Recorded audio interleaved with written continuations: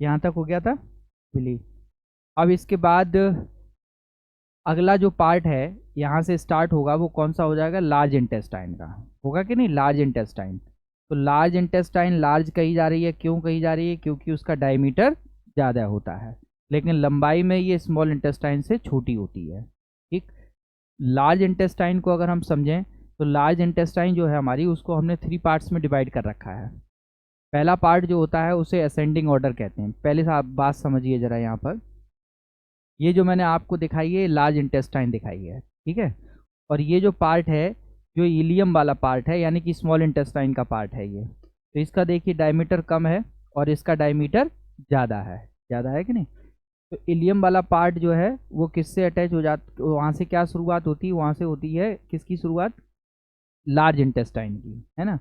तो जो जंक्शन है स्मॉल इंटेस्टाइन और लार्ज इंटेस्टाइन का, जो जंक्शन है, ठीक है, समझना बात को, स्मॉल इंटेस्टाइन डायमीटर कम है, लार्ज इंटेस्टाइन जिसका डायमीटर ज़्यादा है, तो इन दोनों का जो जंक्शन है, उस जंक्शन पर एक स्ट्रक्चर देखने को मिलती है जिसको हम कहते हैं अपेंडिक्स। तो हम क्या कहते हैं, अपेंडिक्स कहते हैं। यही अपेंडिक्स जो है वेस्टिजियल ऑर्गन है हमारी बॉडी का, लेकिन कभी कभी जब ये बड़ा हो जाता है तो हमारे इंटरनल ऑर्गन्स को पिन करने लगता है, जिससे हमको पेन होता है, और वो हम कहते हैं हमको अपेंडिक्स का पेन हो रहा है, ठीक है। तो ये जो अपेंडिक्स है ये अब वेस्टिजियल ऑर्गन है, हमारे किसी यूज का नहीं है अब, लेकिन पहले यूज का था, लेकिन अब यूज का नहीं है। जब हम आग जलाना नहीं जानते थे उस समय इसका यूज होता था, अब बॉडी में हमारे इसका कोई यूज नहीं है, और यूज नहीं है तो ये धीरे धीरे डिजेनरेट होता रहता है, और अब जो जिस फॉर्म में है वो है इसकी वेस्टिजियल फॉर्म। वेस्टिजियल का मतलब होता है अवशेषी अंग के रूप में अब हमारे शरीर में पाया जाता है। तो ये कहाँ पर प्रेजेंट है, ये क्वेश्चन पूछा गया था, तो हम कहेंगे at the junction of small intestine and large intestine. जहाँ से स्मॉल इंटेस्टाइन खत्म होगी और लार्ज इंटेस्टाइन शुरू होगी, तो वो जो जंक्शन होगा, यानी जहाँ पर दोनों मिल रहे हैं, उस स्थान पर ये प्रेजेंट होती है क्या, आपकी अपेंडिक्स। ठीक। अब ये इसके बाद जो सबसे पहला भाग है इसका लार्ज इंटेस्टाइन का, इसको हम ऊपर की ओर चढ़ रहा है तो इसको हम बोलते हैं असेंडिंग लार्ज इंटेस्टाइन। कौन सा पार्ट है ये, असेंडिंग लार्ज इंटेस्टाइन। असेंडिंग का मतलब होता है ऊपर, डिसेंडिंग का मतलब होता है नीचे, ट्रांसफर का मतलब होता है बीच में, ऐसे ट्रांसफर सेक्शन होता है। तो हमारा जो स्टमक है उसमें ये जो आ रही है ये लार्ज इंटेस्टाइन का असेंडिंग पार्ट है यहाँ पर, ठीक है। फिर उसके बाद ये जो हिस्सा है यहाँ पर जो है लार्ज इंटेस्टाइन का ट्रांसफर पार्ट है, और फिर यहाँ से नीचे गया है तो ये हिस्सा जो है वो लार्ज इंटेस्टाइन का डिसेंडिंग पार्ट है। बात समझ में आ गया। तो लार्ज इंटेस्टाइन के हमने 3 पार्ट बताए। पहला कौन सा बताया, असेंडिंग कॉलन। कॉलन का मतलब होता है इंटेस्टाइन, तो ये असेंडिंग कॉलन है। फिर ये ट्रांसफर कॉलन है, ये कौन सा हो जाएगा, ट्रांसफर कॉलन हो जाएगा। और ये जो है ये आपका यहाँ तक डिसेंडिंग कॉलन, और जैसे ही डिसेंडिंग कॉलन खत्म होगा वहाँ पर लास्ट में जो है वो रेक्टम है, और उसके बाद फिर एनल। बात समझ में आ गया। तो हमारी जो लार्ज इंटेस्टाइन है वो यहाँ तक है, जिसके 3 पार्ट हैं। पहला कौन सा है, असेंडिंग, दूसरा ट्रांसफर, और तीसरा डिसेंडिंग। अब मेरी बात समझना आप, कंप्लीट डाइजेशन जो है वो कहाँ पर हो जाएगा, आपका स्मॉल इंटेस्टाइन में हो जाएगा कि नहीं। उसके बाद स्मॉल इंटेस्टाइन का जो इलियम पार्ट है वो डाइजेस्टिव न्यूट्रिएंट्स को एब्जॉर्ब कर लेगा, और अनडाइजेस्टेड पार्ट बचेगा। वो अनडाइजेस्टेड पार्ट जो है वो पहुँचेगा पहले असेंडिंग, किसमें पहुँचेगा, असेंडिंग कॉलन में पहुँचेगा, ठीक है। और फिर उसके बाद वो पार्ट पहुँचेगा डिसेंडिंग कॉलन में, वो ट्रांसफर कॉलन में, उसके बाद डिसेंडिंग कॉलन में, फिर रेक्टम, रेक्टम के बाद आउट ऑफ द बॉडी, ठीक है। तो यहाँ से जब ये ऊपर जाता है तो बहुत सारा इसमें पानी भी होता है ना। अब पानी अगर ज़्यादा चला जाएगा तो क्या हो जाएगा कि बॉडी में डिहाइड्रेशन हो जाएगा, पानी की कमी हो जाएगी। तो जैसे ही ये असेंडिंग ऑर्डर से ट्रांसफर और डिसेंडिंग कॉलन में जाता है, वैसे ही डिसेंडिंग कॉलन में क्या किया जाता है कि जो अब ये जो है ये फीसिस बोली जाएगी, क्या बोला जाता है, अनडाइजेस्टेड पार्ट जो है वो फीसिस बोला जाएगा। तो इस फीसिस में से क्या कर लेंगे कि वो स्टूल जो है, ये स्टूल में से एक्सेस ऑफ वाटर जो है उसको एब्जॉर्ब फिर से कर लिया जाएगा। तो यहाँ पर ये पूछा जाता है रीएब्जॉर्प्शन ऑफ वाटर, ठीक है, कॉलन में, यानी कि लार्ज इंटेस्टाइन में रीअब्जॉर्प्शन ऑफ वाटर कहाँ पर होगा, तो हम कहेंगे डिसेंडिंग कॉलन में हो जाएगा। किस में हो जाएगा, डिसेंडिंग कॉलन में हो जाएगा। यहाँ तक बात समझ में आ गई, ठीक। तो हमने 3 पार्ट बताए इसके, कौन कौन सा, असेंडिंग कॉलन, ट्रांसफर कॉलन और डिसेंडिंग कॉलन। बनाने की जरूरत है, इससे समझ में आ रहा है ना। 3 पार्ट कौन कौन से हैं, असेंडिंग का मतलब ऊपर, ट्रांसफर का मतलब ट्रांसफर सेक्शन में, और तीसरा है डिसेंडिंग, है ना। और वो डिसेंडिंग कॉलन जो है वो किस में खुलता जाकर, रेक्टम में खुलेगा जाकर, किस में, रेक्टम में, जिसमें स्टूल कलेक्ट रहता है और समय समय पर आउट ऑफ द बॉडी से बाहर निकाल दिया जाता है। ठीक, तो अब आपको पूरी एलिमेंट्री केनाल समझ में आ गई होगी कि एलिमेंट्री केनाल में हमने आपको बताया माउथ से स्टार्ट किया। माउथ में हमने क्या क्या चीज़ पढ़ी, टीथ पढ़े, है ना, हाँ, टंग पढ़ी, और क्या पढ़ा यहाँ पर, सलाइवरी ग्लैंड्स। माउथ में स्टमक कहाँ से पढ़ लिया, ठीक है, सलाइवरी ग्लैंड्स पढ़ी। उसके बाद माउथ से जब फूड आया तो कहाँ आया, फेरिंग्स में, फेरिंग्स से ईसोफेगस में। फेरिंग्स और ईसोफेगस में किसी भी तरीके का कोई डाइजेशन नहीं हुआ था, ठीक है। उसके बाद फिर ये, हाँ, फिर इसके बाद ईसोफेगस के बाद ये कहाँ पहुँचा, स्टमक में पहुँचा। स्टमक में किसका डाइजेशन होता है, प्रोटीन का डाइजेशन होता है। स्टमक के जो पार्ट बताए, 3 पार्ट बताए थे, एक था आपका कौन सा, पहला फंडस, दूसरा कार्डियक और तीसरा पाइलोरिक पार्ट, ठीक है, 3 पार्ट होते हैं, है ना। तो ये फंडस, कार्डियक एंड पाइलोरिक। फिर उसके बाद स्मॉल इंटेस्टाइन स्टार्ट होती है। स्मॉल इंटेस्टाइन में भी 3 पार्ट हैं आपके। पहला पार्ट डियोडिनम है, दूसरा पार्ट जेजनम है और लास्ट वाला पार्ट जो है वो क्या है, इलियम है, ठीक है। तो लास्ट वाला पार्ट जो है वो इलियम है। और फिर उसके बाद फिर शुरू हो जाता है क्या आपका, लार्ज इंटेस्टाइन। लार्ज इंटेस्टाइन के 3 पार्ट हमने आपको बताए। लार्ज इंटेस्टाइन के कौन कौन से थे आपके, असेंडिंग, ट्रांसफर एंड डिसेंडिंग, ठीक है, बात समझ में आ गई थी। तो ये आपको मैंने पूरी जो है एलिमेंट्री केनाल के बारे में बता दिया कि एलिमेंट्री केनाल क्या है। अब शुरू करेंगे डाइजेशन ऑफ फूड, ठीक है। अब फूड का डाइजेशन स्टार्ट करेंगे, तो आप डाल लीजिए digestion of food, digestion of food यानी फूड का डाइजेशन। आपके सामने 3 क्वेश्चंस टाइप के लिखे हुए हैं, दिख रहे हैं आपको। पहला क्या दिख रहा है कि अच्छे और बड़ी होटल में अचार और सलाद क्यों पहले लाकर रख दी जाती है, ठीक है, पहले रख दी जाएगी, उसके काफ़ी देर बाद जो है वो आपका ऑर्डर आता है। उसका रीज़न क्या है, मैंने एक दिन डिस्कस भी किया था आपके साथ, किया था ना, ताकि वो सलाइवा आ जाए, स्टिमुलेशन होता है सलाइवरी ग्लैंड्स का, जिससे सलाइवा सेक्रीट हो।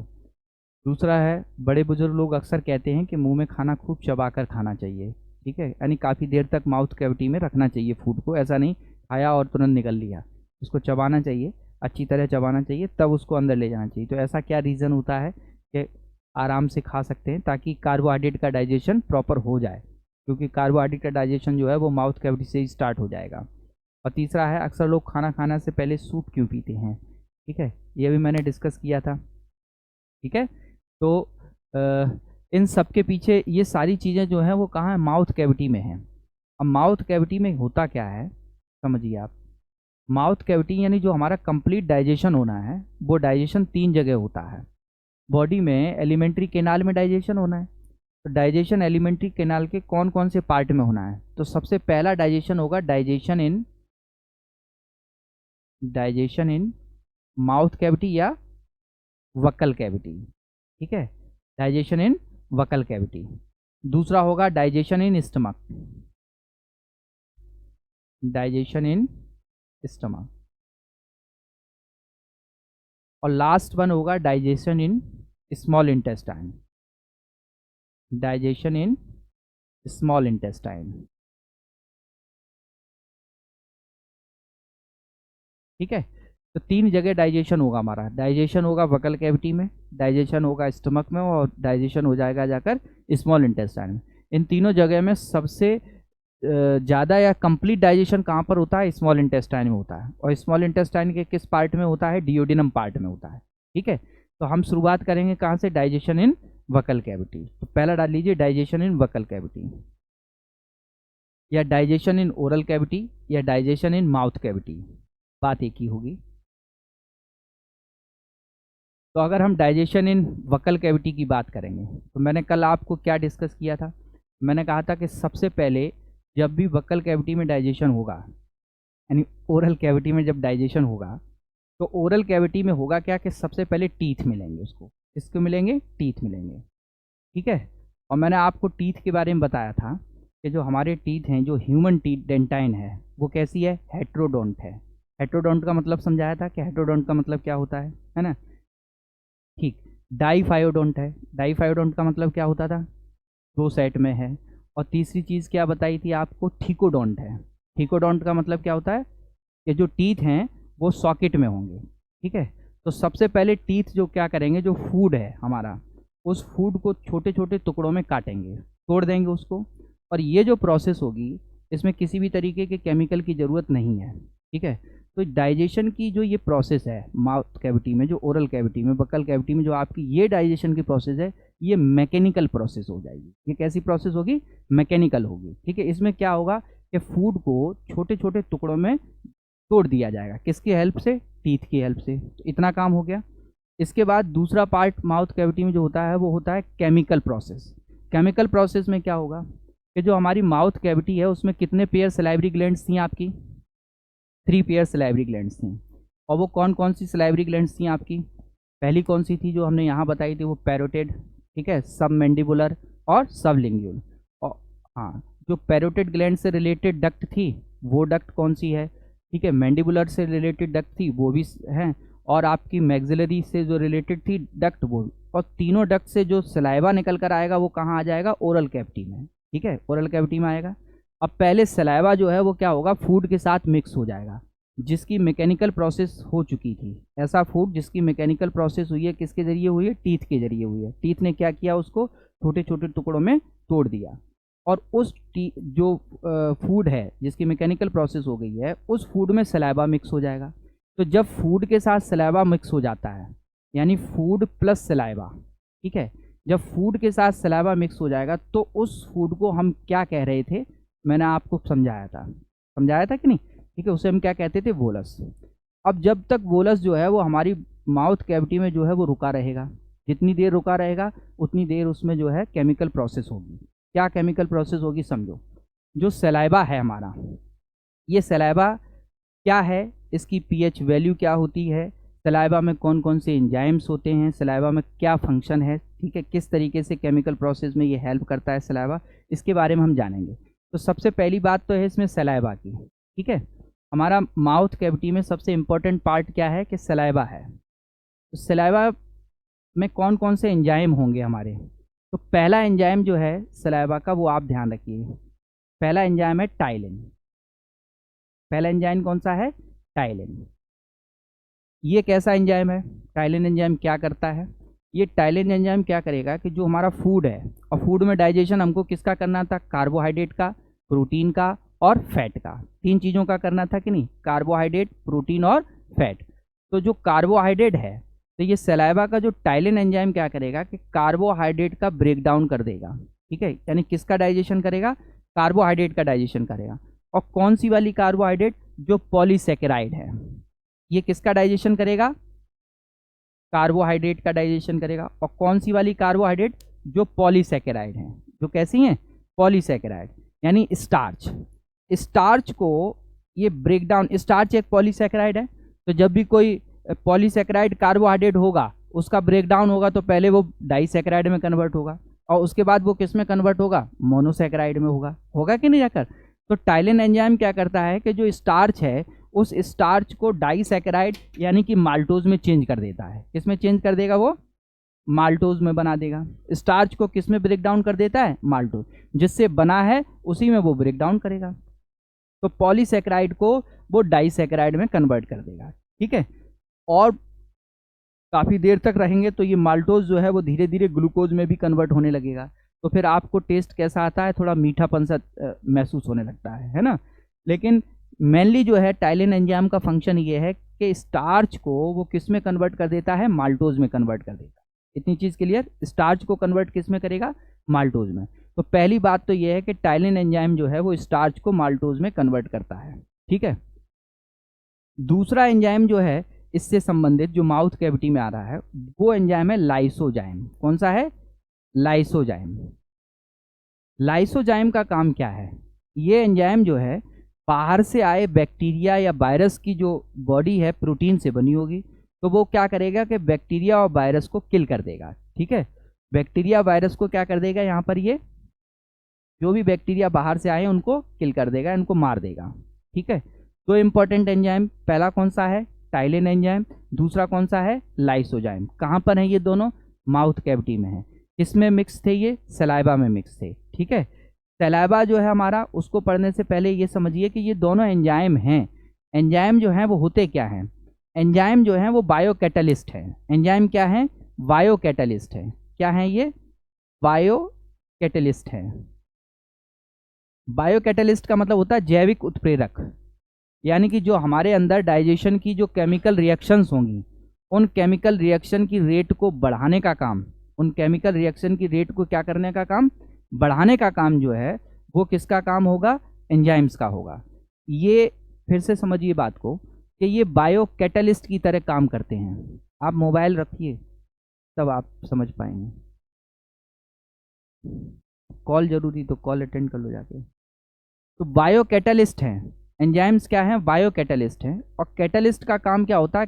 कैटलिस्ट का काम होता है किसी भी चीज़ को बढ़ाना या घटाना। ठीक है, यानी कि ये रिएक्शन में कभी भी केमिकल रिएक्शन में भाग नहीं लेते हैं। ठीक है, वे ये केमिकल में सबस्ट्रेट के साथ जुड़ते हैं और उसके बाद जैसे हैं वैसे बाहर अलग हो जाते हैं। ये कभी भी रिएक्शन में भाग नहीं लेते, सिर्फ रिएक्शन की रेट को बढ़ा या घटा देते हैं। ठीक है, कैटलिस्ट का काम ये होता है। तो हमारी बॉडी में जो कैटलिस्ट हैं वो वो कैटलिस्ट की तरह वर्क करते हैं। वो क्या होते हैं? एंजाइम होते हैं। इसलिए उनको हम क्या कहते हैं? बायो कैटलिस्ट कहते हैं। ये क्या करते हैं कि बॉडी के अंदर जो भी ये रिएक्शंस हो रही हैं, क्या रिएक्शन हो रही है? स्टार्च को किस में कन्वर्ट किया जा रहा है? माल्टोज में। तो केमिकल रिएक्शन है ये। तो जो भी बॉडी के अंदर केमिकल रिएक्शंस होती हैं, उन केमिकल्स रिएक्शन की रेट को बढ़ाने का काम जो है वो एंजाइम करेंगे। एंजाइम क्रिया में रिएक्शन में भाग नहीं लेते हैं। ठीक है, ये रिएक्शन में भाग नहीं लेते, ये सिर्फ क्या करते हैं? उस क्रिया को स्टिमुलेट कर देते हैं। जो भी रिएक्शन हो रही है वो इनकी प्रेजेंस में वो रिएक्शन की दर जो है वो बढ़ जाती है। तो क्रिया की दर को बढ़ाने या घटाने का काम जो है वो किसका होता है? एंजाइम का होता है। तो मैंने ये कहा कि ये क्या होते हैं कि जैव उत्प्रेरक हैं, यानी बायो कैटलिस्ट हैं। दूसरा, जितने भी एंजाइम्स होते हैं, मैंने वहाँ भी पढ़ाया आपको कि जितने भी एंजाइम्स होते हैं वो सब किसके बने होते हैं? प्रोटीन के बने होते हैं। मैंने कहा था आपसे कि जितने भी एंजाइम्स हैं वो सब प्रोटीन के बने होते हैं। लेकिन हार्मोन्स जो हैं कुछ प्रोटीन के बने होते हैं, बाकी हार्मोन्स जो हैं वो स्टीरॉइड्स होते हैं। ठीक है, तो यहाँ पर जितने भी एंजाइम्स हैं वो किसके बने हों? प्रोटीन के बने होंगे। तो इसका मतलब ये हुआ कि टाइलिन एंजाइम और लाइसो एंजाइम, ये दोनों एंजाइम भी किसके बने होंगे? प्रोटीन के बने होंगे। लेकिन ये काम क्या करते हैं? ये कार्बोहाइड्रेट को डाइजेस्ट करने का काम करेंगे। ठीक है, टाइलिन एंजाइम किसको डाइजेस्ट करेगा? कार्बोहाइड्रेट को डाइजेस्ट करेगा। ठीक, फिर उसके बाद कि ये जो एंजाइम होते हैं वो क्या करते हैं कि जो भी केमिकल रिएक्शंस हैं उनकी रेट को तेज कर देते हैं। तेज करने का मतलब होता है कि उसकी रेट को बढ़ा देते हैं, है ना? रेट ऑफ रिएक्शन को इंक्रीज कर देते हैं। बात समझ में आ गया? फिर उसके बाद हमने क्या कहा कि दांतों से भोजन को चबाया जाता है, जो लार के साथ मिलकर क्या कहलाता है? बोलस कहलाता है। इतनी चीज़ क्लियर हो गई? बात समझ में आ गई? दो तरीके की रिएक्शन होती हैं, एक कैसी होती है? मैकेनिकल रिएक्शन, और दूसरी होती है केमिकल रिएक्शन। मैकेनिकल रिएक्शन में हम क्या करते हैं कि मैस्टिकेशन करते हैं। मैस्टिकेशन का मतलब होता है कि जो फूड है उसको छोटे छोटे टुकड़ों में तोड़ना। ठीक है, और उसको निगलने का काम करते हैं। तो ये मैकेनिकल प्रोसेस हो गई। केमिकल प्रोसेस में क्या होगा कि एंजाइम रिएक्ट्स ऑन फूड, यानी एंजाइम जो है जब भोजन के ऊपर क्रिया करेंगे तो वो केमिकल रिएक्शन होगी। तो हमारी माउथ कैविटी में मैकेनिकल और केमिकल दोनों तरीके की रिएक्शन हो रही है। केमिकल रिएक्शन को पूरा करने के लिए एंजाइम्स, तो एंजाइम कौन कौन से थे आपके? टाइलिन एंजाइम और लाइसोजाइम। ठीक है, टाइलिन एंजाइम क्या करता है? स्टार्च को माल्टोज में कन्वर्ट कर देगा। ठीक है, और लाइसोजाइम क्या करेगा कि लाइसोजाइम जो होता है, जो बाहर से बैक्टीरिया आते हैं उनको किल कर देगा। तो पहला हमने कहा कि हमारे जो माउथ कैविटी है उसमें कितने पेयर? 3 पेयर सलाइवरी ग्लैंड्स हैं। कितने पेयर सलाइवरी ग्लैंड्स हैं? 3 पेयर सलाइवरी ग्लैंड्स हैं।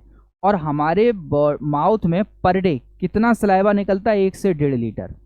अब सोच लो कि एक मग भर जाएगा अगर आप ऐसे टपकाते रहो, है ना?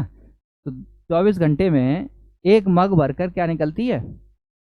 हाँ, लगभग 1 से 1.5 लीटर जो है वो सलाइवा सेक्रीट होती रहेगी हमारी माउथ कैविटी में।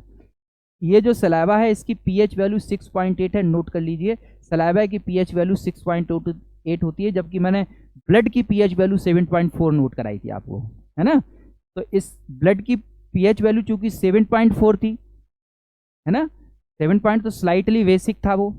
ठीक है, अब चूंकि इसकी 6.8 है, स्वाद से कम है, तो ये स्लाइटली एसिडिक हो जाएगा। ये क्या हो जाएगा? स्लाइटली एसिडिक हो जाएगा। तो हल्का अम्लीय होता है।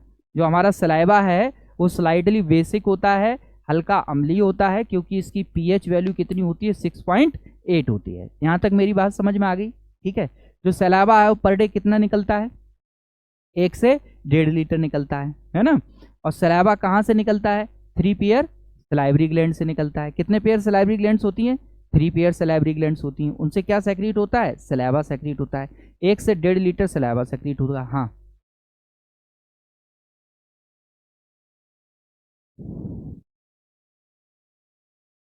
नहीं नहीं, कोई अलग अलग प्रॉपर्टी नहीं रहती है, सेम प्रॉपर्टी। मतलब सलाइवा सेक्रीट हो रहा है। सलाइवा क्या है कि मिक्सचर ऑफ केमिकल कंपाउंड्स। हाँ, सेम प्रॉपर्टी का सलाइवा रिलीज करेंगे। ठीक है, तीनों से जो निकल के आएगा वो कंप्लीट सलाइवा बोला जाएगा, है ना। जो भी केमिकल निकल के आता है वो कंप्लीट सलाइवा है।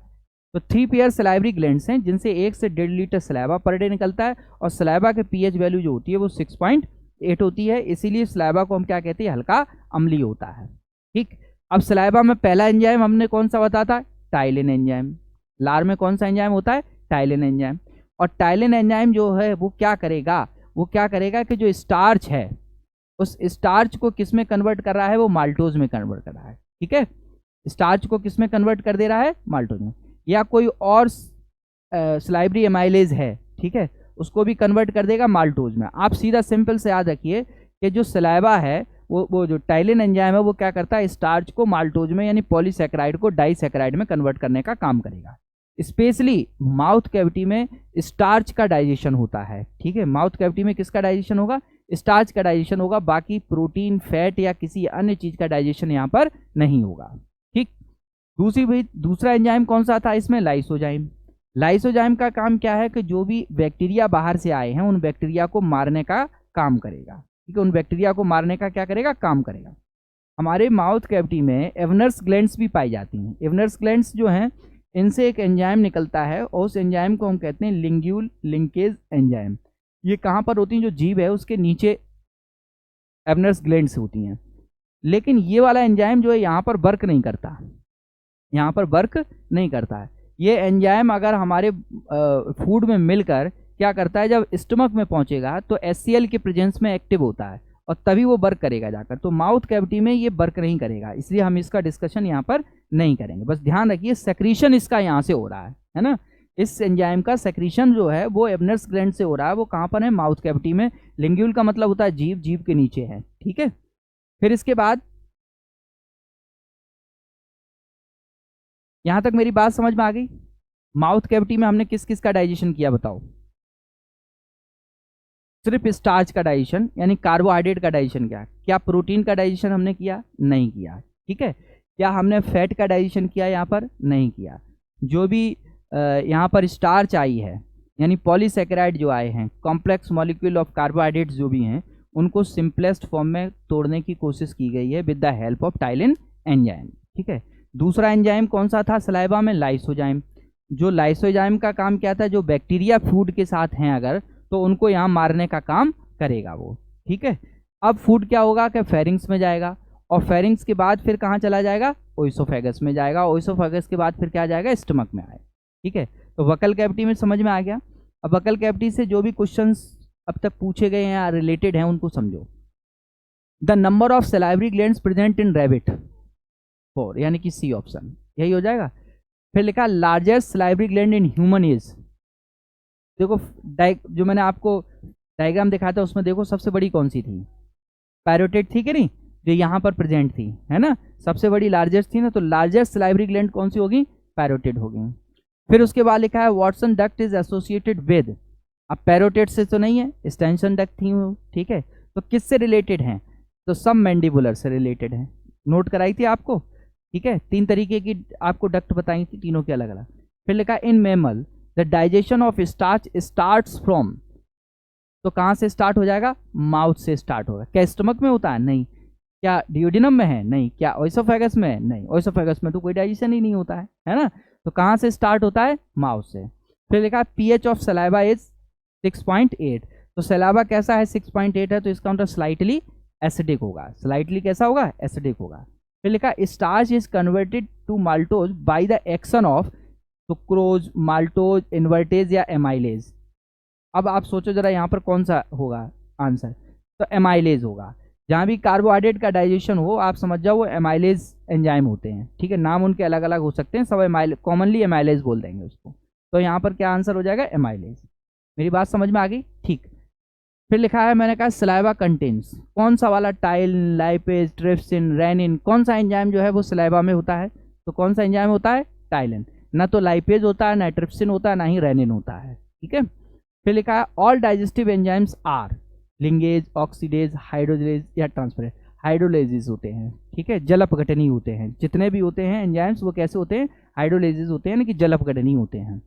अगला लिखा है carbohydrates ingested in the diet are hydrolysed by the enzyme. ठीक है, कार्बोहाइड्रेट्स किसकी? क्या पेप्सिन? नहीं, सेलुलोज तो ही कार्बोहाइड्रेट का, तो क्या हो जाएगा इसमें? Alpha amylase. ठीक है। और the word digestion means, digestion का मतलब क्या होता है? Oxidation of food, burning of food, breakdown of food या हाइड्रोलिसिस ऑफ फूड। ब्रेकडाउन नहीं होता, हाइड्रोलिसिस ऑफ फूड होता है। ठीक है, फूड जो है उसका हाइड्रोलिसिस कर दी जाती है, यानी कि उसमें से वाटर मॉलिक्यूल जो है बाहर कर दिया जाता है। ब्रेकडाउन तो एक केमिकल प्रोसेस हो गई। केमिकल प्रोसेस का मतलब क्या होता है? कि केमिकल का मतलब होता है किसी चीज़ को तोड़ना। पत्थर को है, पत्थर को आप तोड़ोगे तो वो हथौड़े से तोड़ेंगे तो वो मैकेनिकल प्रोसेस है ना, वो केमिकल प्रोसेस नहीं है। जबकि डाइजेशन क्या होता है? एक केमिकल प्रोसेस होती है ना। यहाँ तक समझ में आ गया आपको? ठीक है, कोई दिक्कत? तो डाइजेशन इन वकल कैविटी स्पेशली किस चीज़ का होता है? स्टार्च का डाइजेशन, यानी कार्बोहाइड्रेट का डाइजेशन होगा, है ना। अब फूड कहाँ पहुंचेगा? अब फूड पहुंचेगा कहाँ पर? स्टमक में। अब बात समझिए, स्टमक की बात समझिए पहले। मैंने स्टमक के बारे में बताया था आपको, इसके 3 पार्ट्स होते हैं, बताया था कि नहीं? और स्टमक की जो बॉल होती है, स्टमक की जो दीवार होती है, उसमें लगभग 3.5 करोड़ जो है वो गैस्ट्रिक ग्लैंड्स पाई जाती हैं। कितने लगभग होंगी? 3.5 करोड़। ठीक है, आप सोच लो इतनी गैस्ट्रिक ग्लैंड्स होंगी। और उन ग्लैंड से क्या सेक्रीशन होगा? जो भी जूस सेक्रीट होगा उसको हम बोलेंगे गैस्ट्रिक जूस। उसको हम क्या कहेंगे? Gastric juice. हिंदी में वो कहेंगे आमाशयी रस। हिंदी में क्या कहेंगे उसको? हम आमाशयी रस। ठीक है। तो यहाँ पर स्पेशली जो है, जो भी हमारा स्टमक है, उसमें जो 3 पार्ट है, सबसे पहला पार्ट कौन सा था? फंडस। दूसरा कौन सा था? कार्डियक। और तीसरा कौन सा था? पाइलोरिक। यही तो था ना आपके? जो 3 पार्ट हैं, कौन कौन से? Fundus, cardiac and pyloric. इसकी जो वॉल होती है, उस वॉल में क्या गैस्ट्रिक ग्लैंड्स प्रेजेंट होती हैं। इसकी वॉल में क्या होती हैं? गैस्ट्रिक ग्लैंड्स प्रेजेंट होती हैं। और ग्लैंड्स लगभग कितनी होती हैं? 3.5 करोड़। ठीक। तो उन ग्लैंड्स में जो ये ग्लैंड्स हैं, गैस्ट्रिक ग्लैंड्स जो होती हैं, उनसे कौन कौन से एंजाइम्स और क्या क्या चीज़ें, कितने प्रकार की ग्लैंड्स होती हैं, मैंने कल भी डिस्कस किया था आपसे। ये जो ग्लैंड्स हैं, इसमें सबसे पहली इंपॉर्टेंट ग्लैंड्स कौन सी होती हैं? सबसे पहली हमने कहा था ऑक्जेंटिक सेल्स। इनसे किस चीज़ का सेक्रीशन हो रहा है? HCl का हो रहा है। ठीक है, तो सबसे पहले ऑक्जेंटिक सेल्स डालेंगे। ऑक्जेंटिक सेल्स में लिखेंगे secretion of, these cells are responsible for secretion of HCl। इन कोशिकाओं से HCl का स्रावण होता है। इन कोशिकाओं से HCl का स्रावण होता है।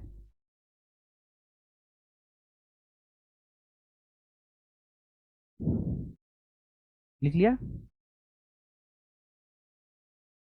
दूसरा क्या है, इनका फंक्शन क्या होता है? HCl चूंकि एसिड है, तो ये क्या करेगा कि जो बाहर से बैक्टीरिया आ गए हैं फूड के साथ, उन बैक्टीरिया को ये किल कर देगा।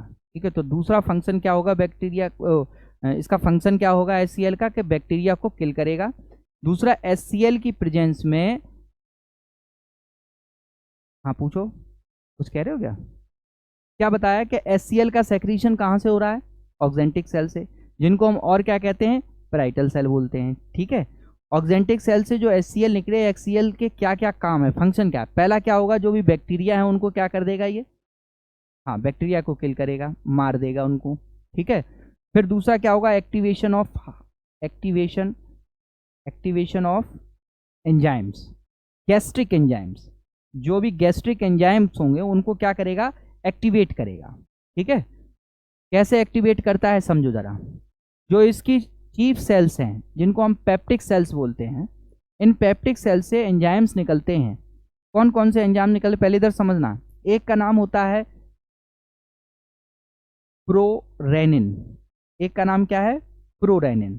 ठीक है, एक का नाम क्या है? प्रोरेनिन। प्रोरेनिन जो है वो इनएक्टिव फॉर्म है। और इसको एक्टिव करने के लिए इन द प्रेजेंस ऑफ HCl ये एक्टिव होकर कन्वर्ट हो जाएगा रेनिन में। किसमें कन्वर्ट हो जाएगा? रेनिन एंजाइम में। यहाँ तक बात समझ में आ गया? तो HCl की उपस्थिति में पहले प्रोरेनिन क्या होगा? रेनिन में कन्वर्ट होगा।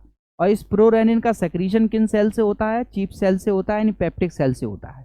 ठीक है, जो ये रेनिन एंजाइम है ये क्या करेगा कि मिल्क की जो कैसीन प्रोटीन है, कौन सी प्रोटीन होती है मिल्क में?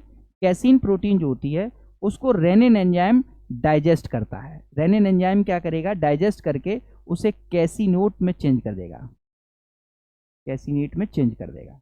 ठीक है, कैसीन को, जो कि किसकी प्रोटीन होती है? मिल्क प्रोटीन है। तो मिल्क प्रोटीन को डाइजेस्ट करने वाला एंजाइम कौन सा है? तो हम कहेंगे रेनिन। कौन सा एंजाइम है? रेनिन। क्या ये रेनिन जो है वो एक्टिव फॉर्म में होता है? नहीं, रेनिन कैसा होता है? इनएक्टिव फॉर्म में होता है। उसकी इनएक्टिव फॉर्म को कहते हैं प्रोरेनिन। ठीक है, तो प्रोरेनिन से रेनिन बनना, यानी इनएक्टिव फॉर्म्स को एक्टिव करने के लिए रिस्पॉन्सिबल कौन क्या होता है? HCl। तो HCl का काम ये भी है कि जो भी एंजाइम गैस्ट्रिक एंजाइम्स होंगे उनको एक्टिव फॉर्म में लेकर आएगा। अगर HCl नहीं होगा तो वो एंजाइम जो है वो एक्टिव फॉर्म में नहीं आएंगे। यहां तक बात समझ में आ गई? ठीक है, तो प्रोरेनिन को ये किस में कन्वर्ट कर देगा? रेनिन में कन्वर्ट कर देगा। और रेनिन क्या करेगा कि दूध की जो कैसीन है उस कैसीन को डाइजेस्ट करेगा। ठीक है, तो दूध की कैसीन प्रोटीन को पचाने वाला एंजाइम रेनिन जो है वो कहाँ पर प्रेजेंट है? तो हम कहेंगे वो हमारे स्टमक में प्रेजेंट है। तो प्रोटीन डाइजेस्ट हो गई। बाकी अदर जो प्रोटीन होंगी उसके लिए एक एंजाइम होता है पेप्सिनोजन। कौन सा होता है? पेप्सिनोजन। अब ये पेप्सिनोजन जो है ये एक इनएक्टिव फॉर्म है। ये कैसी है? Inactive form. लेकिन in the presence of HCl, ये HCl की प्रेजेंस में क्या करता है कि ये पेप्सिनोजन जो है वो पेप्सिन में कन्वर्ट हो जाएगा। किस में? पेप्सिन। प्रोरेनिन किस में कन्वर्ट हुआ था? रेनिन में। पेप्सिनोजन किस में कन्वर्ट हो जाएगा? पेप्सिन में हो जाएगा। और रेनिन क्या करता था? दूध की कैसीन प्रोटीन को डाइजेस्ट करता था। बाकी जो प्रोटीन होंगी उनको डाइजेस्ट करने के लिए कौन सा एंजाइम होगा? पेप्सिन एंजाइम होगा। यहां तक मेरी बात समझ में आ गई? ठीक है, क्या बताया कि कौन सी सेल्स दो हमने डिस्कस की? पहली सेल्स डिस्कस की कौन सी? Oxyntic cells. ऑक्जेंटिक सेल से क्या निकल रहा है? HCl निकल रहा है। ऑक्जेंटिक सेल से क्या निकल रहा है? HCl निकल रहा है। और HCl का पहला फंक्शन क्या है कि वो बैक्टीरिया को किल करता है। दूसरा फंक्शन क्या होता है? Activation of gastric enzymes.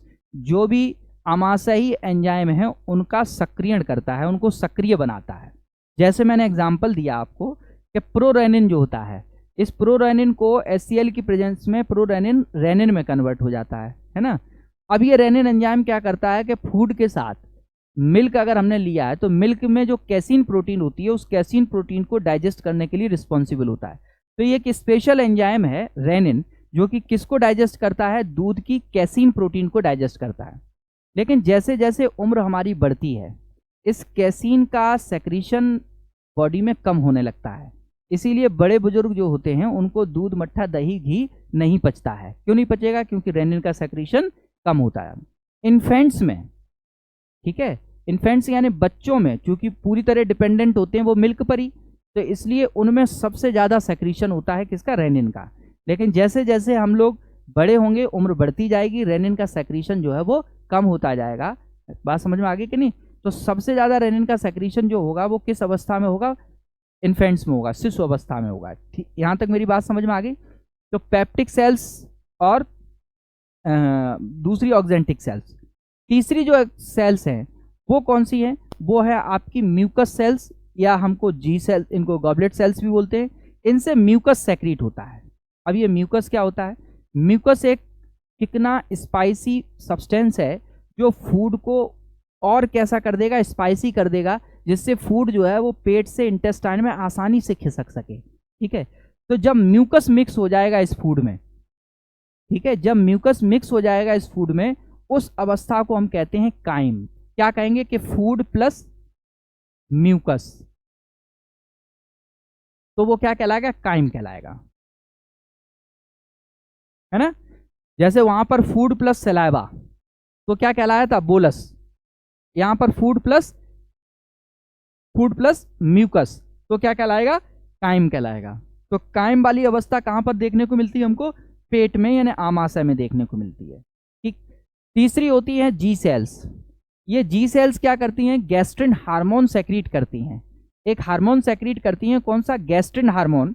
और ये गैस्ट्रिन हार्मोन क्या करता है कि जो भी हमारी अदर सेल्स हैं इनको स्टिमुलेट करता है कि वो अपने अपने सेक्रीशन को करें। ठीक है, जो भी वो सेक्रीट कर रहे हैं उनको सेक्रीशन को स्टार्ट करें। तो वो किस हार्मोन के द्वारा ये कंट्रोल होता है, तो हम कहेंगे गैस्ट्रिन हार्मोन। यहाँ तक बात समझ में आ गया। और इनको सेक्रीट करने वाली जो सेल्स होती हैं वो कौन सी होती हैं, जी सेल्स। तो जी सेल से आप गैस्ट्रिक हार्मोन याद रखेंगे, जी फॉर गैस्ट्रिक और जी फॉर जी सेल्स, याद रहेगा आपको। ऑक्जेंटिक सेल से क्या निकलता है, HCl। और पेप्टिक सेल से क्या निकलते हैं, रेनिन और पेप्सिन। लेकिन रेनिन और पेप्सिन इस फॉर्म में नहीं निकलते हैं, वो किस फॉर्म में सेक्रीट होते हैं, प्रोरेनिन और pepsinogen. Prorennin and pepsinogen. Prorennin और पेप्सिनोजन को एक्टिव रेनिन और पेप्सिन में कन्वर्ट कौन करता है, किसकी प्रेजेंस में, HCl की प्रेजेंस में। तो HCl इंपॉर्टेंट है कि नहीं। लेकिन जब ज़्यादा HCl बनने लगता है तो हम क्या कहते हैं कि ज़्यादा HCl बना है तो हम कहते हैं कि एसिडिटी हो गई है। क्या हो गई है, एसिडिटी। यहाँ तक मेरी बात समझ में आ गई आपको, कोई दिक्कत, ठीक है। अब जो ये जी सेल्स हैं ये कहाँ पर प्रेजेंट होती हैं, ये पाइलोरिक पार्ट में प्रेजेंट होती हैं। किसमें, जो पाइलोरिक पार्ट था, इसमें 3 पार्ट थे, फंडस, कार्डियक एंड पाइलोरिक। तो पाइलोरिक पार्ट जो था, उस पाइलोरिक पार्ट में जी सेल्स प्रेजेंट होती हैं। और जी सेल से कौन सा हार्मोन निकलता है, गैस्ट्रिन हार्मोन निकलता है। ये एंजाइम नहीं, क्या है, हार्मोन। और इस हार्मोन की प्रेजेंस में सारी गैस्ट्रिक सेल्स स्टिमुलेट होती हैं, उत्तेजित होती हैं कि वो अपने अपने स्रावण को शुरू करें। ठीक है, तो गैस्ट्रिन हार्मोन कहाँ स्रावित होता है, तो हम कहेंगे पाइलोरिक स्टमक में। यहां तक बात समझ में आ गया। रेनिन क्या करेगा, रेनिन क्या करेगा, मिल्क की कैसीन प्रोटीन को डाइजेस्ट करेगा। स्टमक में मेनली जो है वो प्रोटीन का ही डाइजेशन होता है। मेनली किसका डाइजेशन होता है, प्रोटीन का ही डाइजेशन होता है।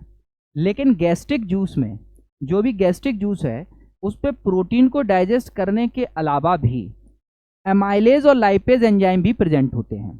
एमाइलेज का काम क्या होता है, कार्बोहाइड्रेट को डाइजेस्ट करना, है ना। और लाइपेज का काम क्या होता है, फैट को डाइजेस्ट करना। ठीक है, तो हम ये कह सकते हैं कि जो स्टमक है उसमें मेनली किसका डाइजेशन होता है, प्रोटीन का। लेकिन एमाइलेज एंड लाइपेज एंजाइम भी गैस्ट्रिक जूस में प्रेजेंट होते हैं। तो अगर थोड़ी बहुत जो है वो कार्बोहाइड्रेट का डाइजेशन भी यहाँ हो सकता है, थोड़ा बहुत जो है वो प्रोटीन का भी डाइजेशन यहाँ पर हो सकता है, वो फैट का भी डाइजेशन हो सकता है। ठीक है, तो अब आप कहेंगे कि गैस्ट्रिक जूस जो है हमारा उसमें कौन कौन से एंजाइम्स हैं। तो गैस्ट्रिक जूस में हमारे कौन कौन से एंजाइम हैं, गैस्ट्रिक जूस जो है उसमें कौन कौन से एंजाइम है, पहला रेनिन, कौन सा, रेनिन। दूसरा आपका पेप्सिन, तीसरा एमाइलेज, चौथा लाइपेज। ये चारों एंजाइम जो है इसमें प्रेजेंट होते हैं। जिसमें ऊपर के दोनों एंजाइम तो ये प्रोटीन को डाइजेस्ट करते हैं कि नहीं। स्पेशली रेनिन जो है वो दूध की क्या प्रोटीन डाइजेस्ट करता है, कैसीन प्रोटीन को डाइजेस्ट करता है। तो दूध की कैसीन प्रोटीन को डाइजेस्ट करने वाला एंजाइम कौन सा है, रेनिन। ठीक है, यहां तक बात समझ में आ गई। HCl का सेक्रीशन जो होता है वो किन कोशिकाओं से होता है, तो हम कहेंगे ऑक्जेंटिक सेल से होता है। कौन सी सेल से होता है, ऑक्जेंटिक सेल से होता है। ठीक है, जो ऑक्जेंटिक सेल्स हैं वो किसका सेक्रीशन करती हैं, तो HCl का सेक्रीशन करती हैं। यहां तक बात समझ में आ गई, है ना। HCl से क्या फायदा है, HCl से फायदा ये है कि स्टमक में जो एंजाइम्स निकल रहे हैं, गैस्ट्रिक जूस में जो एंजाइम है वो एक्टिव हो जाएंगे। दूसरा HCl का फायदा क्या है, हाँ, जो बैक्टीरिया आए हैं उनको किल कर दिया जाएगा। फूड के मीडियम को एसिडिक बना दिया जाएगा। फूड के मीडियम कैसा हो जाएगा, एसिडिक मीडियम हो जाएगा। यहाँ तक बात समझ में आ गई। तो डाइजेशन इन स्टमक समझ में आ गया, है ना, कि स्टमक में डाइजेशन कैसे होता है और किस चीज़ का मेनली होता है। एमाइलेज किसका डाइजेशन करेगा, तो एमाइलेज कार्बोहाइड्रेट का डाइजेशन करेगा। लाइपेज किसका डाइजेशन करेगा, तो लाइपेज फैट का डाइजेशन करेगा। लेकिन बहुत ही कम मात्रा में एमाइलेज और लाइपेज एंजाइम जो है यहाँ पर सेक्रीट होंगे। यहाँ तक चीज़ क्लियर, कोई दिक्कत, ठीक है। अब बात आई फूड कहाँ पहुंचा हमारा, स्मॉल इंटेस्टाइन में। स्मॉल इंटेस्टाइन में पहुंचा फूड। इसको समझिए, स्मॉल इंटेस्टाइन में जब फूड पहुंचा तो उसकी फॉर्म, उस फूड की उस अवस्था को क्या कहते थे हम, काइम कहते थे। क्या कहते थे हम, काइम। क्योंकि मैंने वहां कहा था आपसे कि फूड प्लस म्यूकस तो क्या कहलाता है, काइम कहलाता है। तो काइम जो फूड है वो हमारा कहाँ पहुंचा, स्मॉल इंटेस्टाइन में पहुंचा। ठीक है, स्मॉल इंटेस्टाइन में पहुंचेगा। स्मॉल इंटेस्टाइन में सबसे पहला पार्ट जो होता है वो कौन सा होता है, डिओडिनम। कौन सा पार्ट होगा, डिओडिनम। फिर से समझो, इस डिओडिनम पार्ट में आपको एक कॉमन ओपनिंग मिल रही है ना। एक तरफ क्या है आपकी पेंक्रियाज ग्लैंड और दूसरी तरफ क्या है, लिवर है। गौर से समझना। सबसे पहले हम पेंक्रियाज की बात करते हैं। पेंक्रियाज क्या है, ये हमारी बॉडी की one and only mixed endocrine gland है। कैसी है, मिक्स्ड एंडोक्राइन ग्लैंड। बॉडी की one and only mixed endocrine gland, मिश्रित अंतःस्रावी ग्रंथि, एकमात्र शरीर की मिश्रित अंतःस्रावी ग्रंथि। और मिश्रित अंतःस्रावी है तो इसका मतलब ये एंजाइम का भी सेक्रीशन करेगी और हार्मोन्स का भी सेक्रीशन करेगी। ठीक है, एंजाइम एंड हार्मोन्स दोनों का सेक्रीशन करती है, इसीलिए इसे हम कहते हैं मिक्स्ड एंडोक्राइन ग्लैंड। यहां तक मेरी बात समझ में आ गई। ठीक है, अब इस जो हमारी पेनक्रियाज ग्लैंड है इसमें कौन सा पार्ट एक्सोक्राइन पार्ट होता है, कौन सा एंडोक्राइन पार्ट होता है। ठीक है, जो हमारी पेंक्रियाज ग्लैंड है इसके बिल्कुल सेंटर में कुछ सेल्स का ग्रुप प्रेजेंट होता है, बिल्कुल प्रेजेंट, बिल्कुल सेंटर में। ठीक है, एक व्यक्ति थे, एक साइंटिस्ट थे जिनका नाम था लैंगरहेंस। क्या नाम था उनका, लैंगरहेंस। उन्होंने ये बताया कि ये जो ग्रुप ऑफ सेल्स है ये एंडोक्राइन प्रॉपर्टी का है। इसकी प्रॉपर्टी क्या है, एंडोक्राइन है, यानी अंतःस्रावी प्रॉपर्टी का है। और एंडोक्राइन है तो इसका मतलब ये वाला पार्ट जो है वो किसका सेक्रीशन करेगा, हार्मोन्स का सेक्रीशन करेगा। करेगा कि नहीं, क्योंकि एंडोक्राइन ग्लैंड्स जो होती हैं वो किसका सेक्रीशन करती हैं, हार्मोन्स का। और मैंने बताया था एक्सोक्राइन ग्लैंड्स जो होती हैं वो किसका सेक्रीशन करती हैं, एंजाइम्स का। तो ये जो इसका पार्ट है जो बीच में आपको ग्रुप दिख रहा है सेल्स का, लैंगरहेंस ने कहा कि देखने में ऐसा लगता है कि ये कोई आइलैंड है। ये क्या है, कोई आइलैंड। इसीलिए इन सेल्स को कहा गया islets of Langerhans, islets of Langerhans. ठीक है, आइलेट्स ऑफ लैंगरहेंस। बात समझ में आ गया कि जो हमारी पेनक्रियाज ग्लैंड है उसके बीच में कुछ कोशिकाओं का समूह है जो कुछ ऊपर उठा हुआ दिखाई देता है। ऐसा लगता है जैसे समुद्र में कोई टापू है, यानी कोई आइलैंड है ना। तो इसीलिए इनको हमने क्या, आइलेट सेल्स ऑफ लैंगरहेंस। बात समझ, किसने बताई है, लैंगरहेंस ने बताई। फिर लैंगरहेंस ने कहा कि ये आइलेट्स ऑफ लैंगरहेंस में इसमें दो तरीके की सेल्स है। ये बात समझ लेना, ये इंपॉर्टेंट है यहाँ की। आइलेट्स ऑफ लैंगरहेंस जो हैं इसमें दो तरीके की सेल्स उन्होंने बताई। एक थी अल्फा सेल्स और एक थी बीटा सेल्स। फिर से समझिए, जो पेनक्रियाज ग्लैंड है उसके सेंटर पार्ट जो है वो आइलेट ऑफ लैंगरहेंस कहलाता है। वो कोशिकाओं का समूह आइलेट ऑफ लैंगरहेंस कहलाता है। और उस आइलेट ऑफ लैंगरहेंस में दो तरीके की कोशिकाएं हैं, एक अल्फा सेल्स और दूसरी बीटा सेल्स हैं। ठीक है, जो अल्फा सेल्स हैं ये क्या करती हैं, एक हार्मोन सेक्रेट करती है जिसका नाम होता है ग्लूकागॉन। क्या नाम होता है, ग्लूकागॉन। कौन सा हार्मोन सेक्रेट कर रही हैं, ग्लूकागॉन। क्योंकि एंडोक्राइन पार्ट है तो इसलिए हार्मोन सेक्रेट ही करेंगे। तो जो अल्फा सेल्स हैं वो एक हार्मोन सेक्रेट करती हैं जिसका नाम है ग्लूकागोन। और जो बीटा सेल्स हैं ये एक हार्मोन सेक्रेट करती है जिसे हम कहते हैं इंसुलिन। क्या कहते हैं, इंसुलिन। ठीक है, तो पेनक्रियाज की कौन सी सेल्स जो हैं वो इंसुलिन हार्मोन का सेक्रीशन करती हैं, तो हम कहेंगे beta cells of islet of Langerhans, है ना। जो आइलेट ऑफ लैंगरहेंस में बीटा सेल्स हैं उनके द्वारा कौन सा हार्मोन सेक्रीट होता है, इंसुलिन। इससे कौन सा हार्मोन सेक्रीट हो रहा है, ग्लूकागॉन। और इससे कौन सा हो रहा है, इंसुलिन हार्मोन। दोनों हार्मोन समझ में आ गए। अब दोनों के फंक्शन समझो क्या है। इंसुलिन क्या करता है,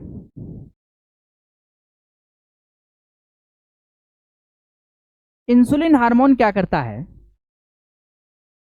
कि ये बॉडी में ग्लूकोज के लेवल को बढ़ने नहीं देता है। ठीक है, ब्लड में ग्लूकोज लेवल को बढ़ने नहीं देता, ग्लूकोज लेवल को बढ़ने नहीं देता।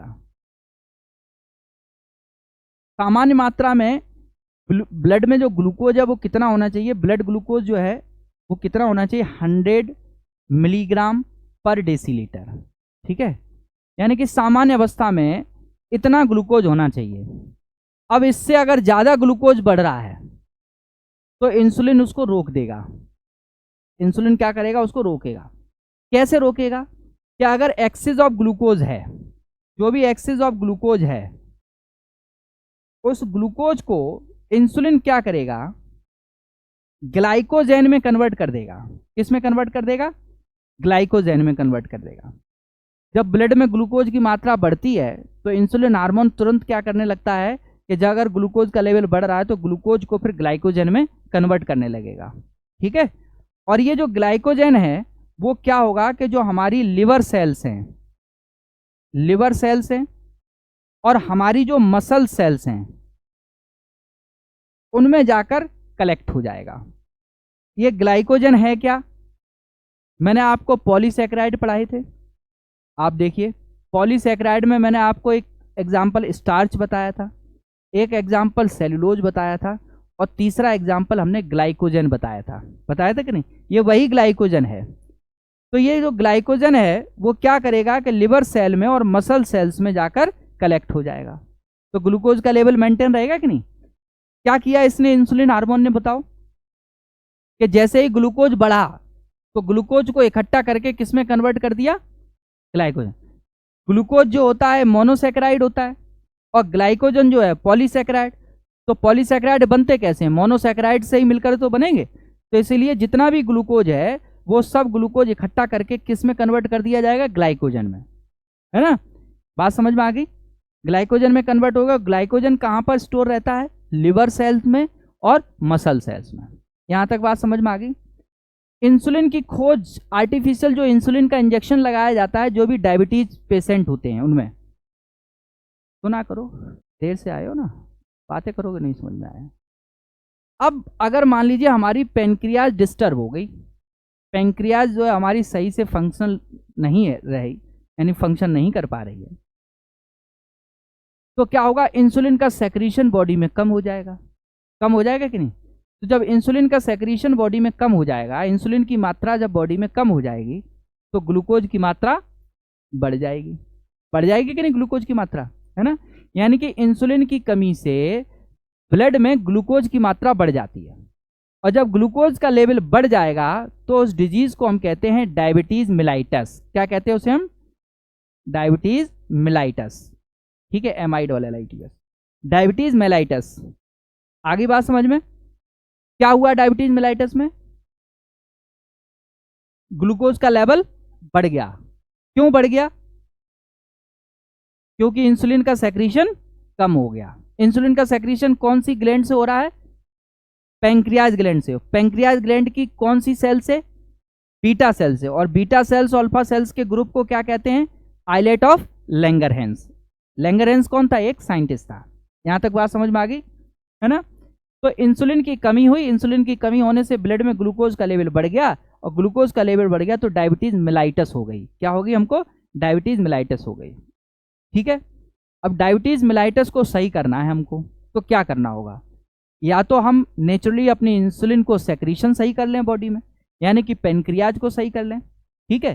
तो जब भी प्राइमरीली जब भी डायबिटीज के सिम्टम्स दिखाई देते तो सबसे पहले पेनक्रियाज देखी जाती है कि पेनक्रियाज ठीक है कि नहीं।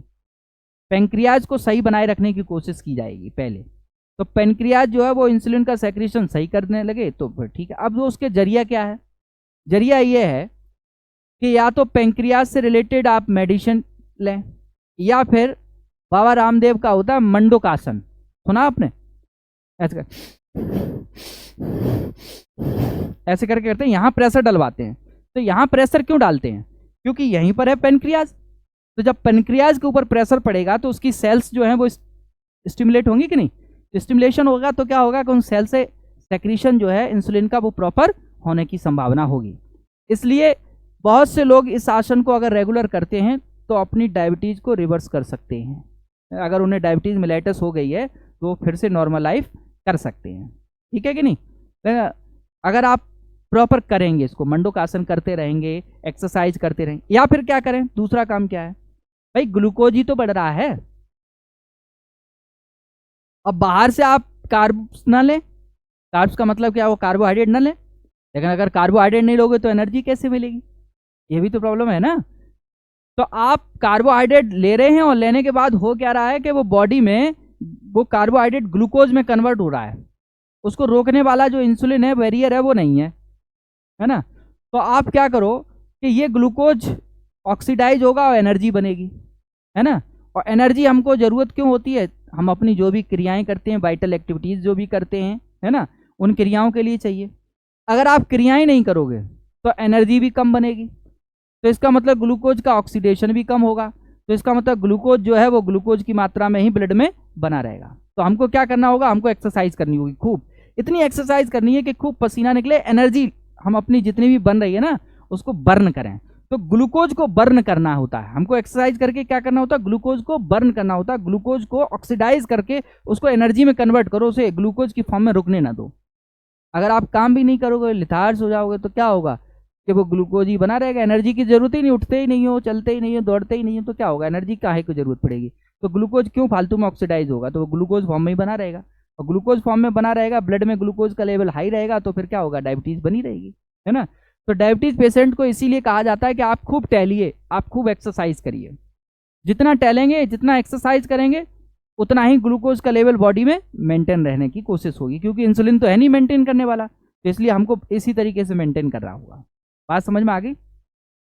और फिर अगर आप एक्सरसाइज भी नहीं कर रहे हैं, अगर आप मंडूकासन भी, योगा भी नहीं कर रहे हैं, तो फिर क्या करना होगा कि आपको बाहर से मेडिसिन लेनी होगी। मेडिसिन क्या करती है, मेडिसिन क्या करेगी कि जो कार्बोहाइड्रेट्स हैं, जैसे ही ग्लूकोज बनेगा वैसे ही उस ग्लूकोज का तुरंत ब्रेक डाउन कर देगी, ग्लूकोज बनेगा ब्रेक डाउन कर देगी, ग्लूकोज करेगा ब्रेक डाउन कर, ऑक्सीडेशन नहीं, ब्रेक डाउन। तो अब आप सोचो कि अगर आप मेडिसिन पे आएंगे तो आप सुस्त हो जाएंगे, क्योंकि एनर्जी तो आपकी बन नहीं रही है, वो आपने लिया और ग्लूकोज को तुरंत ब्रेक डाउन करा दिया वहां पर। बात समझ में, ग्लूकोज को रोक दिया। तो ऐसा भी ठीक नहीं, ठीक है मेडिसिन से ग्लूकोज का लेवल नहीं बढ़ेगा, डायबिटीज जो है वो आपकी कंट्रोल रहेगी, लेकिन आप सोचे कि ये नेचुरली आप फिर बने रहें उसी तरीके, कैसे नहीं बन पाए। तो दवाइयों पर बहुत ज़्यादा डिपेंडेंसी नहीं होनी चाहिए। आर्टिफिशियल अगर बहुत ज़्यादा दवा, पहले दवाइयों पर डिपेंड होता है, फिर दवाइयाँ भी काम करना बंद कर देती हैं, तो फिर शुरुआत होती है कि डायरेक्ट जो है इंसुलिन का हार्मोन दिया जाए, क्या देने लगे, इंसुलिन देने लगे। तो अब आर्टिफिशियल इंसुलिन आता है मार्केट में, इंसुलिन का इंजेक्शन, खाना खाया तुरंत इंसुलिन लगा ली, क्योंकि अंदर तो इंसुलिन बन नहीं रहा है, तो हमको बाहर से इंसुलिन लगाना पड़ेगा। ठीक है, तो जो बाहर से वाला इंसुलिन है, उस इंसुलिन की खोज किसने की थी, उनका नाम था एफ बेंटिंग। क्या नाम था उनका, एफ बेंटिंग। ये प्रश्न पूछा जाता है कि इंसुलिन की खोज किसने की थी, तो इंसुलिन की खोज एफ बेंटिंग नामक वैज्ञानिक ने की थी। ठीक है, तो अब बताओ डायबिटीज से बचने के लिए आप क्या करोगे, एक्सरसाइज करिए, और अभी इस उम्र में कार्ब्स कम मत लो, आप लीजिए, कम का मतलब ये है कि आप नॉर्मल लीजिए, बहुत ज़्यादा मत खाइए, और जितना आप कार्बोहाइड्रेट अवॉइड कर सकते हैं, जितना कम यूज कर सकते हैं उतना कम यूज करिए। ठीक है, बहुत ज़्यादा नहीं खाने चाहिए, जितनी ज़रूरत हो उतना ही कार्ब्स लेने चाहिए, ज़्यादा नहीं लेने चाहिए। आप इस उम्र में तो ये करो कि आप फिजिकल जो वर्क है उनको ज़्यादा करिए, आप मेंटल वर्क तो कर ही रहे हैं, पढ़ रहे हैं, फिजिकल वर्क करिए। फिजिकल वर्क का मतलब हुआ कि आप कोई भी एक्सरसाइज, योगा, इस तरीके का जो, और तो फिजिकल वर्क फावड़ा चलाने के लिए तो है नहीं आपके पास, खेती करने के लिए खुरपी चलाया गया है ना, फिजिकल ना, तो फिजिकल वर्क में आप कुछ और काम करेंगे जाकर, मजदूरी थोड़ी नहीं करेंगे जाकर। फिजिकल वर्क में फिर ऐसा ही है कि आप अपने हाथ पैरों को फड़फड़ाइए सुबह बैठ के, है ना, और खूब ढंग से मारिए, चाट चूट चट ढंग से करिए, जितनी ज़्यादा आप फैला सकें हाथों को, एक्सरसाइज कर सकें हाथ पैरों को, अपने आप को दौड़ लगाइए, आपके पास ट्रेडमिल वगैरह जब सब हो सकती हैं तो उनसे दौड़िए, मतलब इतना थका दीजिए अपने आप को सुबह सुबह कि इतना पसीना आ जाए कि आपकी जितनी भी कार्बोहाइड्रेट है वो सारी की सारी आपकी बर्न हो जाए। ठीक है, हेलो हेलो,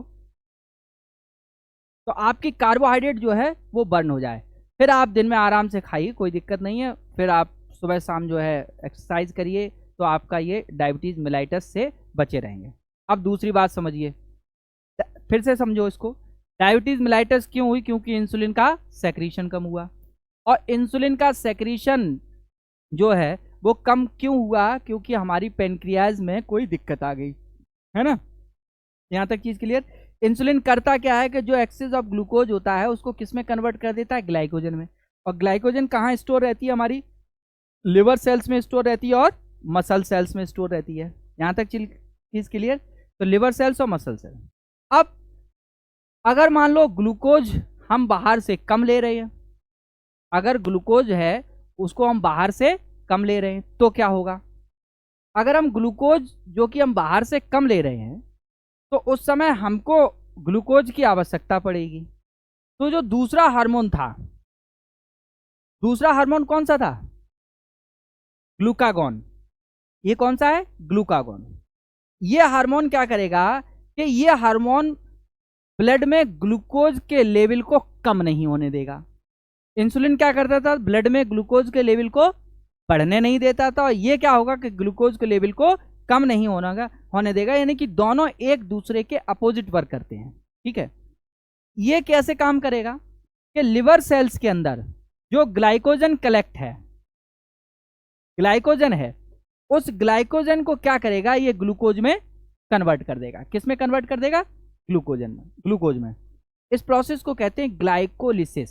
इसको हम क्या कहते हैं? ग्लाइकोलिसिस। बात समझ में आ गया?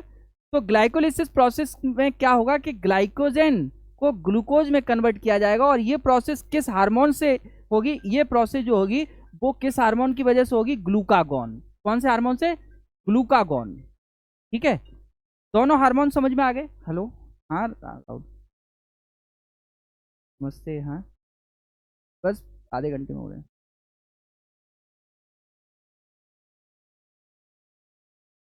ठीक ठीक।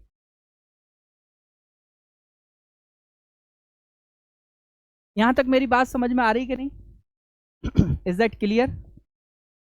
सारी बात समझ में आ रही है ना? तो ग्लूकागॉन ने क्या किया कि जो लिवर सेल में ग्लाइकोजन थी उसको फिर से कन्वर्ट किस में कर दिया? ग्लूकोज में। 40 दिन तक का ग्लूकोज जो है वो हमारी बॉडी में स्टोर रहता है। और कहाँ रहेगा वो? लिवर सेल्स में और मसल सेल्स में। तो दोनों का फंक्शन समझ में आ गया, इंसुलिन और ग्लूकागॉन। ठीक है। अब अगर मान लीजिए ग्लूकागॉन का सेक्रीशन यानी कि पेंक्रियाज इफेक्टेड होगी तो इंसुलिन भी इफेक्टेड होगा, तो ग्लूकागॉन भी इफेक्टेड होगा। तो ग्लूकागॉन का अगर सेक्रीशन बॉडी में कम होगा तो क्या होगा कि बॉडी में ग्लूकोज का लेवल कम हो जाएगा, होने लगेगा कम। और जब ग्लूकोज का लेवल कम होने लगेगा तो भी डायबिटीज हो जाएगी। और उस डायबिटीज को हम बोलेंगे डायबिटीज इंसिपिडस। क्या कहते हैं उसको? Diabetes insipidus. तो डायबिटीज कितने तरीके की होगी? 2 तरीके की। एक होगी डायबिटीज मेलाइटस और दूसरी होगी डायबिटीज इंसिपिडस। दोनों समझ में आ गया? डायबिटीज मेलाइटस में क्या होता है कि ब्लड में ग्लूकोज का लेवल बढ़ जाता है। और डायबिटीज इंसिपिडस में क्या होता है कि ग्लूकोज का लेवल कम हो जाता है। खतरनाक कौन सी है? खतरनाक है इसमें डायबिटीज इंसिपिडस। क्यों? अचानक ग्लूकोज का लेवल बॉडी में कम हुआ तो एनर्जी ब्रेक हो गई। एनर्जी ब्रेक हो गई तो लाइट बंद हो जाएगी, पंखा बंद हो जाएगा और आदमी बंद हो जाएगा अचानक। तो कहते नहीं कि वो तो बेचारे बैठे बिठाए चले गए। तो जो बैठे बिठाए चले जाते हैं तो वो इसी तरीके से चले जाते हैं कि ग्लूकोज का लेवल डाउन हुआ, अटैक पड़ा, आदमी निकल गया। ठीक है। कभी आपने वीडियोज भी कुछ देखे होंगे। तो अपना ग्लूकोज का लेवल कम भी नहीं होने देना है ना। ग्लूकोज बना रहे हमारी बॉडी में, ये रहना है। बात समझ में आ गया? तो खतरनाक कौन सी है? डायबिटीज इंसिपिडस की ज्यादा खतरनाक है कंपैरिजन डायबिटीज मेलाइटस के। हिंदुस्तान में जो ICMR की रिपोर्ट है उसके अकॉर्डिंग हिंदुस्तान में सबसे ज्यादा जो पेशेंट हैं वो डायबिटीज मेलाइटस के हैं, न कि डायबिटीज इंसिपिडस। इंसिपिडस वाले तो रजिस्ट्रेशन ही करा नहीं पाता हो, तब तक तो उसका रजिस्ट्रेशन कहीं और हो जाता हुआ है ना। तो वैसे भी उनकी तो न तो ग्लूकोज का लेवल हाई हो और ना ही ग्लूकोज का लेवल कम हो। ठीक है। कम होना भी खतरनाक है और हाई होना भी। अगर डायबिटीज मेलाइटस का कोई पेशेंट है और मेडिसिन पर है वो, तो उसको ध्यान रखना होगा गलती से एक की जगह 2 ना, कभी कभी भूलना। हाँ, डायबिटीज अगर मेलाइटस है तो क्या होता है कि बॉडी के टिश्यूज और सेल्स जो हैं वो डैमेज होते रहते हैं, धीरे धीरे आपको महसूस नहीं होते हैं। तो ब्रेन के टिश्यूज डैमेज इसलिए उसकी मेमोरी थोड़ी सी क्या होती है, लॉस होने लगती है, यानी कि याददाश्त थोड़ी हल्की हो जाती है, भूलने लगता है चीज़ों को, जल्दी भूल जाता है कि अभी क्या हुआ। मतलब ऐसा नहीं, ये समस्या बहुत ज़्यादा हो जाती है जब उम्र भी 60 के पार हो। तो समस्या ऐसी भी हो जाती है कि व्यक्ति जो है वो अपने आप को ही भूल जाता है, यानी कि अपने परिवार वालों को ही भूल जाता है। ये समस्या भी डायबिटीज़ में आती है एक्सट्रीम कंडीशन पर। तो हमको ये ध्यान रखना है कि कितनी मेडिसिन लेनी है। अगर ओवरडोज हो जाएगा तो ग्लूकोज का लेवल डाउन हो जाएगा, और डाउन हो जाएगा तो अटैक आ सकता है। सबसे पहले अटैक आएगा, अटैक आएगा तो आदमी मर जाएगा, है ना। तो इसलिए ग्लूकोज का लेवल भी हमको मेंटेन रखना है। यहाँ तक मेरी बात समझ में आ गई। लेकिन अभी तक हम आए थे यहाँ पर क्यों? हम आए थे यहाँ पर फूड का डाइजेशन करने के लिए। हार्मोन्स का तो कोई काम है नहीं यहाँ पर, लेकिन चूंकि यहाँ पर हम पेनक्रियाज पढ़ रहे हैं तो हमको इन हार्मोन्स के बारे में जानना होगा कि ग्लूकागॉन और इंसुलिन हार्मोन। तो इंसुलिन हार्मोन किन सेल से निकलता है? बीटा सेल से निकलता है। और ग्लूकागॉन हार्मोन किन सेल से निकलता है? अल्फा सेल से निकलता है। यहां तक चीज क्लियर? अब समझिए, इसका एंडोक्राइन पार्ट हो गया, अब इसका एक्सोक्राइन पार्ट। एक्सोक्राइन पार्ट जो भी इसके अंदर आउटर सेल्स हैं, ये वाली जो सेल्स यहां पर होंगी, इन सेल से क्या होगा कि हार्मोन्स का सेक्रीशन होगा, वो एंजाइम्स का सेक्रीशन होगा। और वो कौन कौन से एंजाइम्स हैं? कौन कौन से एंजाइम्स हैं? पहला है ट्रिप्सिन, ट्रिप्सिन। दूसरा है काइमोट्रिप्सिन।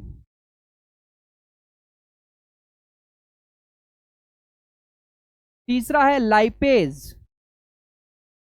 चौथा है एमाइलेज। अब लाइपेज एमाइलेज का तो बात समझ में आ गई। अगर मान लीजिए फिर भी बच गई कार्बोहाइड्रेट या, तो वो यहां पर कंप्लीट डाइजेस्ट कर दी जाएगी, ठीक है।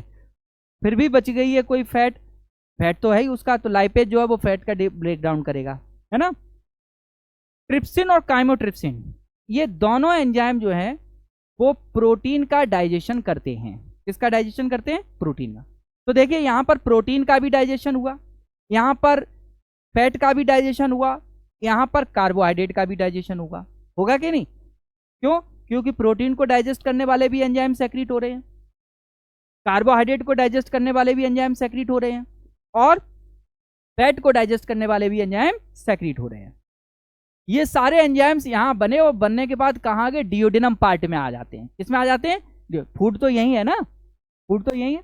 तो डियोडिनम पार्ट में जब आते हैं तो ट्रिप्सिन और काइमोट्रिप्सिन क्या करते हैं? ये किसमें ये क्या करते हैं? प्रोटीन को डाइजेस्ट कर देंगे, ठीक है। और प्रोटीन का सिंप्लीफिकेशन कर देंगे, सिंपलेस्ट फॉर्म यानी अमीनो एसिड्स में कन्वर्ट कर देंगे। भाई प्रोटीन बनी किससे थी? अमीनो एसिड से ही तो बनी थी, जो हमने प्रोटीन पढ़ाई थी आपको।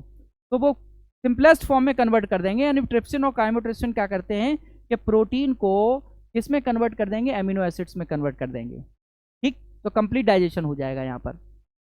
कार्बोहाइड्रेट भी कंप्लीट डाइजेस्ट हो जाएगा, और प्रोटीन भी कंप्लीट डाइजेस्ट हो जाएगी, फैट भी कंप्लीट डाइजेस्ट हो जाएगी। लेकिन प्रॉब्लम ये है कि ये एंजाइम जो हैं, ट्रिप्सिन और काइमोट्रिप्सिन, ये दोनों एंजाइम जिस फॉर्म में सेक्रीट होते हैं वो इनकी इनएक्टिव फॉर्म होती है। क्या होती है? ट्रिप्सिनोजन। ट्रिप्सिन की कौन सी फॉर्म होगी? ट्रिप्सिनोजन। और काइमोट्रिप्सिन की होगी काइमोट्रिप्सिनोजन। ये दोनों इनएक्टिव फॉर्म है, और इनको एक्टिव करने के लिए हमको, जैसे वहां पर एक्टिव करने के लिए क्या था? HCl, HCl था। यहां पर तो HCl है नहीं, तो यहां पर इसको एक्टिव फॉर्म में कन्वर्ट करने के लिए इसकी जो डियोडिनम यानी कि इंटेस्टाइन है, उससे एक हार्मोन सेक्रीट होता है जिसको हम कहते हैं सेक्रीटिन हार्मोन। क्या कहते हैं हम उसको? सेक्रीटिन हार्मोन। ये सेक्रीट होता है कहां पर? इंटेस्टाइन में। ये क्वेश्चन स्पेशली ये पूछा जाता है कि सेक्रीटिन हार्मोन का सेक्रीशन कहां पर होता है। तो कहां पर होता है सेक्रीटिन हार्मोन का सेक्रीशन? इंटेस्टाइन में होता है, ठीक है। और उस हार्मोन की प्रेजेंस में ये ट्रिप्सिनोजन और काइमोट्रिप्सिनोजन जो है वो ट्रिप्सिन और काइमोट्रिप्सिन में कन्वर्ट हो जाएंगे, ठीक है। और यही ट्रिप्सिन और काइमोट्रिप्सिन जो है वो प्रोटीन का कंप्लीट डाइजेशन कर देंगे। यहां तक बात समझ में आ गई? तो अब फूड का कंप्लीट डाइजेशन यहां पर हो जाएगा। पेनक्रियाज से जो ये एंजाइम्स निकल रहे हैं, इन सभी एंजाइम्स को मिलाकर हम कहते हैं पेनक्रियाटिक जूस। भाई जूस का मतलब समझ में आ गया, जो भी पेंक्रियाज से निकल कर आ रहा है केमिकल वो पेंक्रियाटिक जूस होगा। तो पेंक्रियाटिक जूस भी यहाँ पर आ रहा है। उस पेंक्रियाटिक जूस में क्या है, पेंक्रियाटिक जूस में आपके एंजाइम्स हैं। कौन कौन से एंजाइम्स हैं? Trypsin, chymotrypsin, lipase, amylase. ठीक है, ट्रिप्सिन और काइमोट्रिप्सिन किसका डाइजेशन करेंगे? प्रोटीन का कंप्लीट डाइजेशन करेंगे। ठीक है, इसके अलावा हमने कहा कि पेनक्रियाज जो होता है उसका एंडोक्राइन पार्ट जो है वो हार्मोन सेक्रीट करती है। कौन कौन से हार्मोन? ग्लूकागॉन और इंसुलिन। इंसुलिन रिस्पॉन्सिबल होता है किसके लिए? कि बॉडी ब्लड में ग्लूकोज का लेवल बढ़ने ना पाए और ग्लूकागॉन घटने ना पाए। ठीक है, तो कैसे रोकता है इंसुलिन? ग्लूकोज को किस में कन्वर्ट कर देता है? ग्लाइकोजन में। कहां पर ग्लाइकोजन फिर कलेक्ट हो जाएगा जाकर? लिवर सेल्स में और मसल सेल्स में। ठीक है, ये क्वेश्चन पूछा जाता है, एक पूछा गया है पहले कि ये जो ग्लाइकोजन है वो कहां पर स्टोर रहता है। तो कहां पर स्टोर रहता है? ये किस मसल्स में और हमारे उसमें किस फॉर्म में रहता है? ग्लाइकोजन की फॉर्म में रहता है। ठीक है, ग्लूकागॉन क्या करेगा? ग्लाइकोजन को ग्लूकोज में कन्वर्ट कर देगा जिससे ग्लूकोज का लेवल कम ना हो पाए। ठीक है, तो इंसुलिन की कमी से कौन सा रोग होगा? Diabetes mellitus. और ग्लूकागॉन की कमी से डायबिटीज इंसिपिडस। दोनों का अंतर समझ में आ गया? इंडिया में सबसे ज्यादा पेशेंट मिलाइटस के हैं, खतरनाक कौन सी है? इंसिपिडस है। इतनी चीज क्लियर? तो दोनों तरीके की डायबिटीज समझ में आ गई। तो किसी को डायबिटीज होती है कि ग्लूकोज का लेवल हाई रहता है और किसी को डायबिटीज होती है कि ग्लूकोज का लेवल डाउन रहता है ना? तो डाउन वाला ज्यादा खतरनाक होता है। इसके बाद अब बात आती है लिवर की।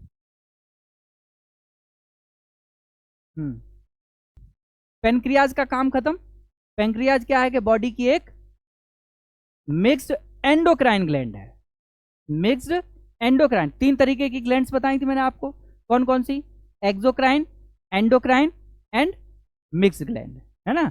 तो मिक्स एंडोक्राइन ग्लैंड बॉडी की एक है, वो पेनक्रियाज। अब हम बात करते हैं बॉडी की सबसे बड़ी ग्लैंड, और उस ग्लैंड का नाम क्या है? लिवर। क्या नाम है? Liver. Largest gland of our body. ठीक है, largest gland of our body कौन सी है? लिवर। ये लिवर है हमारा। इस लिवर के पास एक थैली जैसी स्ट्रक्चर भी होती है जिसको हम कहते हैं गॉल ब्लैडर। इसको हम क्या कहते हैं? गॉल ब्लैडर कहते हैं। और गॉल ब्लैडर को हम कहते हैं हिंदी में पित्ताशय। क्या कहते हैं? पित्ताशय। कोई हार्मोन नहीं निकालता है ये, कोई एंजाइम नहीं निकालता है ना? इससे कोई एंजाइम ऐसे नहीं निकलते हैं, एंजाइम का सेक्रीशन नहीं होगा। लिवर से जो कुछ भी बनेगा उसको कहा जाएगा बाइल। उसको क्या कहते हैं?